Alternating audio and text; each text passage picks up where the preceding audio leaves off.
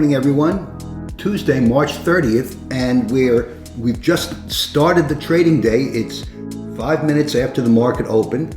You're looking at the S&P Emini chart, and we can notice from the large swings in the first 5-minute candle, there's a real tug of war going on between the bulls and bears. Stochastics is in no man's land, that is neither overbought nor oversold. And so we need to wait before jumping in and finding the best opportunity for a trade based on low risk. So we need to find the low risk entry. We're getting some hint now that the bears might have the upper hand over the bulls because we see lower lows and lower highs. That might be an indication, but it's still not an area of low risk entry.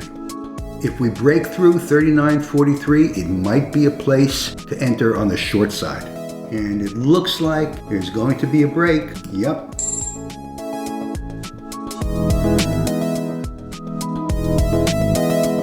Price is not really heading our way yet, so I think we'll just get out with a small loss here. Again. We'll close it off over here. Throughout the rest of the day, I really didn't see any area of a low probability entry. And the action, as you can see, was pretty volatile with wide swings both up and down.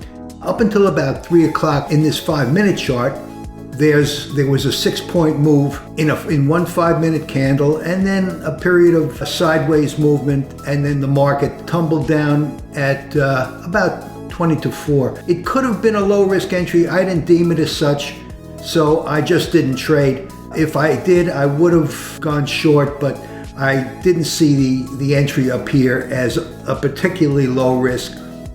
Particularly with the sideways movement that existed for the past 40 minutes or so. So at any rate, I booked a small profit for the day, 2 trades, that's all, and we'll trade tomorrow or on a day where there's a better opportunity to spotting a low risk entry.